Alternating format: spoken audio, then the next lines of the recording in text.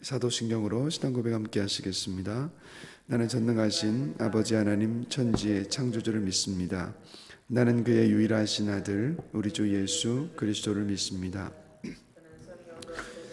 동정녀 마리아에게서 나시고 본디오 빌라도에게 고난을 받아 십자가에 못 박혀 죽으시고 장사된 지 사흘 만에 죽은 자 가운데서 다시 살아나셨으며 하늘에 오르시어 전능하신 아버지 하나님 우편에 앉아 계시다가 거기로부터 살아있는 자와 죽은 자를 심판하러 오십니다.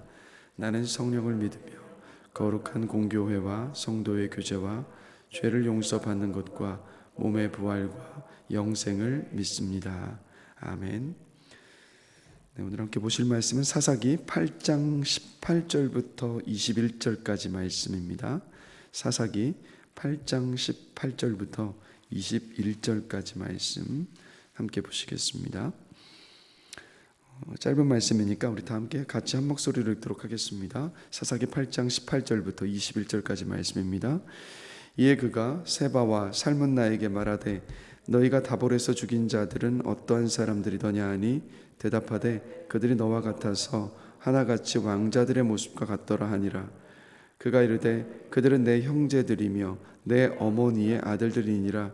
여호와께서 살아계심을 두고 맹세하노니 너희가 만일 그들을 살렸더라면 나도 너희를 죽이지 아니하였으리라 하고 그의 맏아들 여델에게 이르되 일어나 그들을 죽이라 하였으나 그 소년이 그의 칼을 빼지 못하였으니 이는 아직 어려서 두려워함이었더라. 세바와 살문나가 이르되 내가 일어나 우리를 치라. 사람이 어떠하면 그의 힘도 그러하니라 하니 기드온이 일어나 세바와 살문나를 죽이고 그들의 낙타 목에 있던 초승달 장식들을 떼어서 가지니라. 아멘. 성공한 뒤에 사람이 좀 바뀌었다, 변했다라는 말들을 우리가 종종 여러분 들어보셨을 겁니다. 아니면 우리들 주변에도 뭔가 좀 어려운 일이 있을 때는 겸손했는데 조금 성공하고 나니까 삶이 좀 펴지고 나니까 그러니까 예전 같지 않고 교만해진 사람들이 종종 있습니다. 지금 이제 계속해서 사사 기드온의 이야기가 계속되고 있는데 바로 기드온이 그런 사람이었습니다.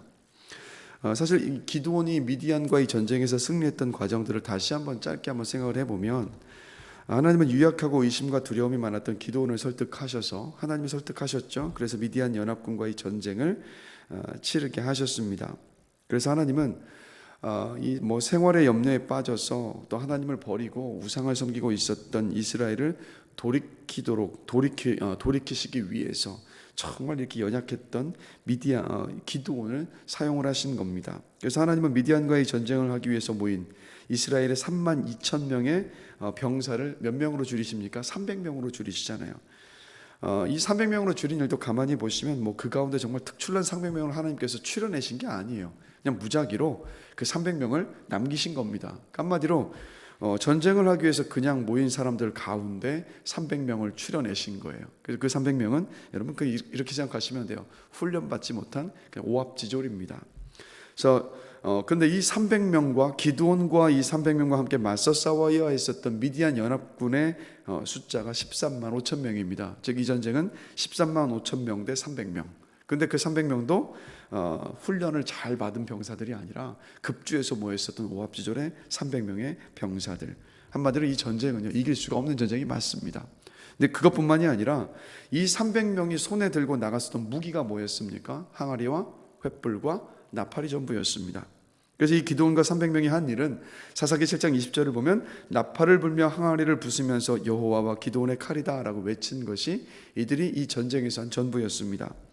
자, 이렇게 하자 벌어진 일이 7장 21절을 보면 300명이 나팔을 불 때 여호와께서 그 온 진영에서 친구끼리 칼로 치게 하심으로 적군이 도망하여 라고 기록을 하고 있습니다. 그러니까 한마디로 기드온과 300명은 손에 피 한 방울 묻히지 않고 이 전쟁에서 이긴 겁니다. 이렇게 요약할 수 있죠. 이 전쟁은 누가 하신 거냐면 하나님이 다 이루신 전쟁이었습니다. 즉 하나님은 도저히 이길 가능성이 없는 전쟁에서 말도 안 되는 방법으로 승리하게 하시면서 이스라엘 백성들에게 뭘 말씀하고 싶었냐면 나 살아있다. 나 이렇게 버젓이 살아있고 이렇게 능력 가운데 일해서 너희들을 구원하였으니까 이제 그 우상들 버리고 나에게 돌아와라. 이걸 하나님이 보여주고 싶으셨던 겁니다. 그래서 한마디로 이 전쟁은 그냥 하나님의 은혜였습니다. 전적인 하나님의 은혜. 그런 전쟁에서 승리했는데, 자, 근데 이 전쟁에서 승리를 딱 하고 나니까 기드온이 이 사람이 바뀌기 시작을 하는 겁니다. 사실 지금 이 본문에도 보면 이 세바와 살므나를 잡아서 죽이기 위해서, 즉 미디안 연합군의 2명의 왕들입니다. 이 왕들을 끝까지 찾아와서 잡아 죽이기 위해서 지금 따라오는 이야기가 기드온이 쫓아가면서 벌어지는 이야기가 계속해서 기록이 되고 있는데, 우리가 한 가지 이것을 기억을 해야 합니다. 하나님은요, 기드온에게 미디안으로부터 이스라엘을 구원하라고 말씀하셨지 끝까지 찾아가서 이 미디안을 진멸하라고 말씀하신 적이 없습니다. 그러니까 이 사사기 7장 안에 보면 하나님께서 이 기드온에게 하셨던 말씀이 너는 이 미디안을 진멸해라, 한 명도 남기지 않고 다 죽여라라고 하나님 말씀하지 않으셨어요.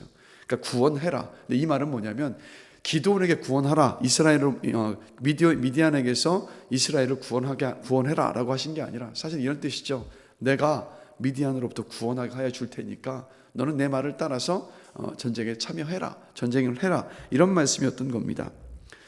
그런데 안타깝게도 진멸하라고 하지 않으셨음에도 불구하고 이미 여러분 생각해 보세요. 13만 5천 명이 서로 치고받고 싸워서 12만 명이 먼저 다 죽었습니다. 이 전쟁은 이미 이긴 전쟁이에요. 끝난 겁니다. 그래서 1만 5천 명의 패잔병들이 세바와 살므나를 따라서 도망치고 있었기 때문에 그냥 이 전쟁 굳이 따라가지 않아도 이미 승리한 전쟁이 맞습니다.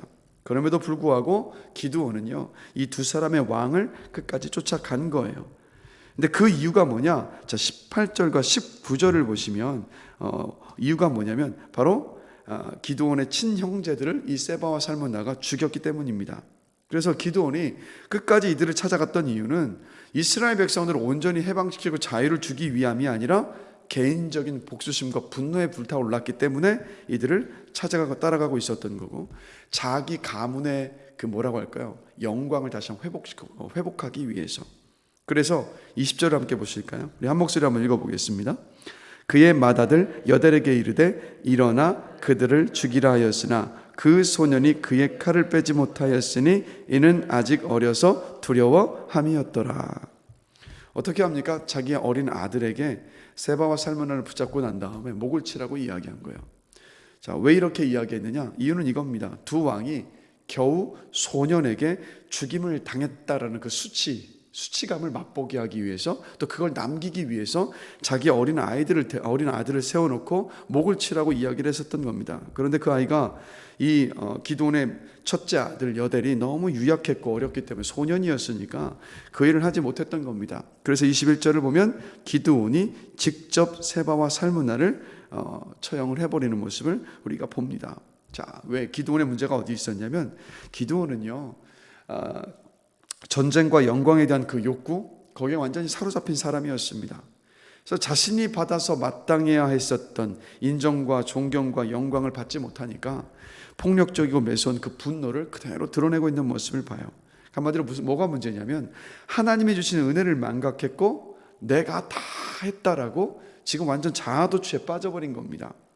그러자 그렇게 자아도취에 빠지고 나니까 극단적인 행동들과 폭력적인 행동들이 그대로 이어져서 나오고 있는 모습들을 우리가 기도원의 모습을 통해서 볼 수가 있습니다. 그래서 여러분, 우리가 이 땅을 살아가면서 하나님은 우리에게 은혜로 주시고 복도 주십니다. 축복을 주시는데 어떤 축복이든 축복을 받은 것에는 항상 우리가 기억해야 되는 것은 뭐냐면 영적인 위험이 항상 그 안에 도사리고 있다는 겁니다. 그래서 이 성공이라는 것은 우리가 하나님의 은혜를 쉬이 잊어버리게 만드는 것 같아요. 왜냐하면 우리 마음은 어떤 생각을 많이 가지고 있냐면 우리가 우리 스스로 모든 것을 다 이루었다라고 자랑하고 싶은 그 마음들을 우리 안에 다 가지고 있기 때문입니다. 그래서 하나님께서 사사기 7장 2절을 보면 이 미디안과의 전쟁에 앞서서 하나님이 이미 예고하신 말씀이 있는데, 자, 사사기 7장 2절 한번 찾아보실까요?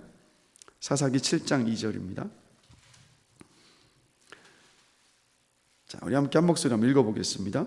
여호와께서 기드온에게 이르시되 너를 따르는 백성이 너무 많은즉 내가 그들의 손에 미디안 사람을 넘겨주지 아니하리니 이는 이스라엘이 나를 거슬러 스스로 자랑하기를 내 손이 나를 구원하였다 할까 함이니라.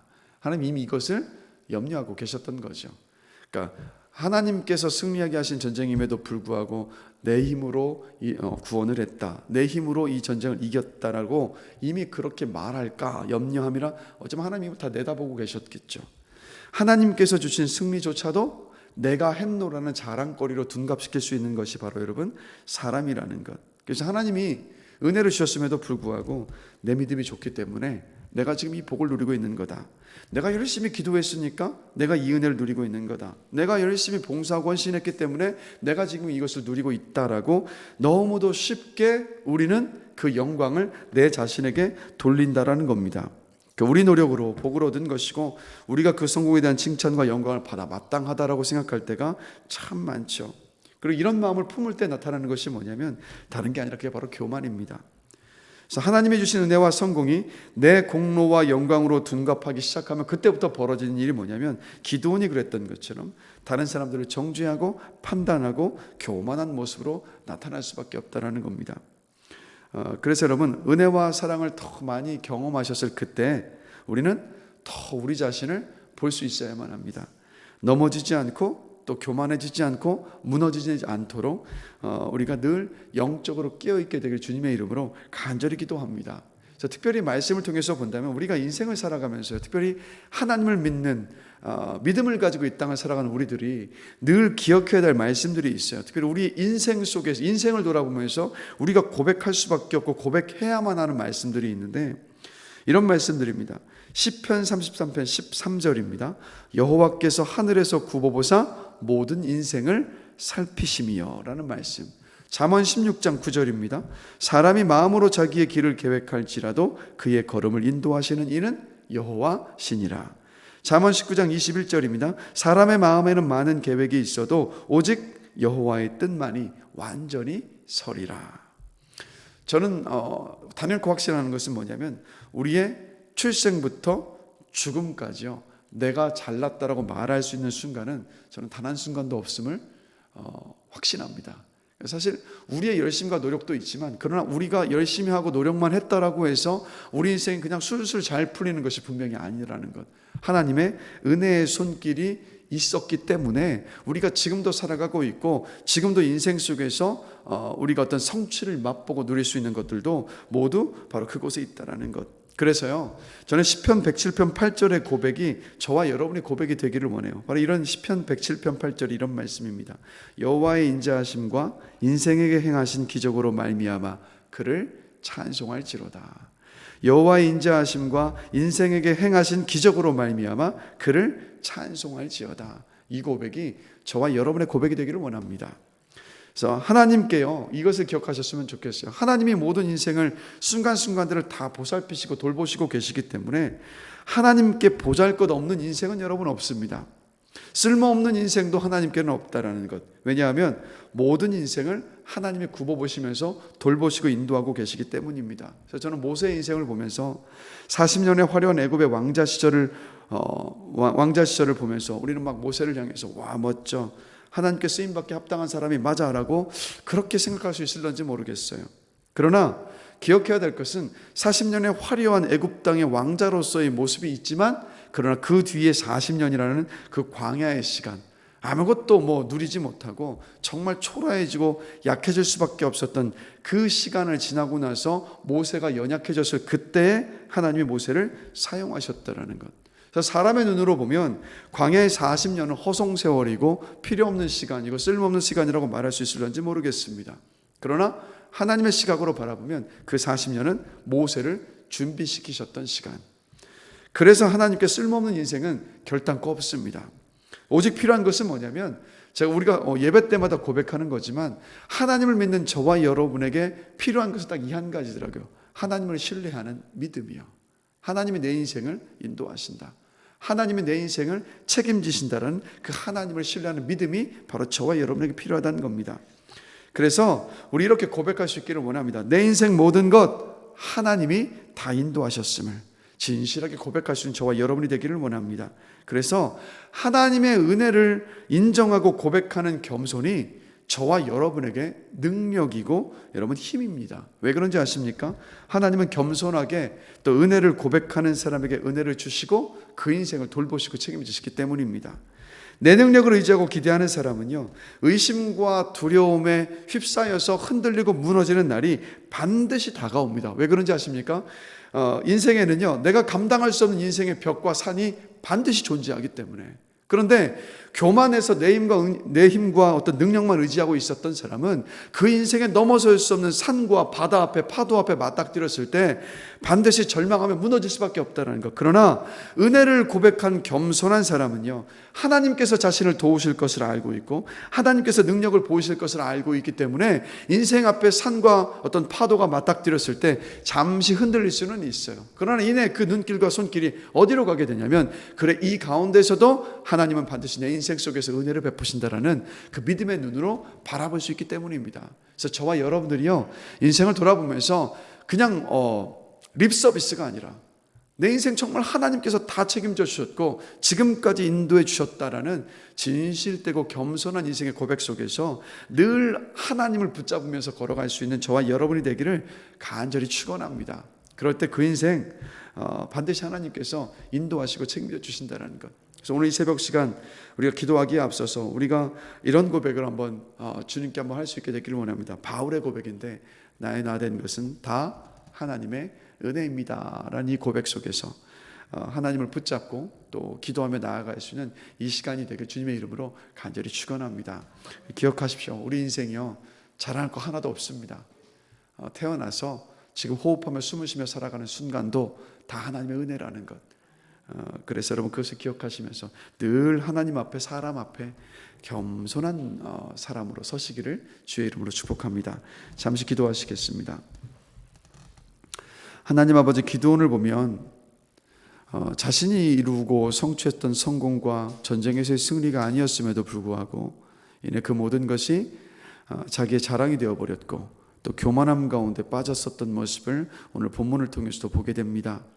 하나님, 우리도 역시 기드온과 같이 작은 성공이든 작은 성취이든 상관이 없이 참 우리의 마음 안에는 그거 다 내가 했다라고 자랑하고 싶고 나를 드러내고 싶은 마음에 빠질 때가 참 많음을 주 앞에 고백합니다. 하나님, 우리 모두가 다 하나님의 은혜를 늘 고백하고 인정하는 가운데에서 하나님이 다 하셨습니다.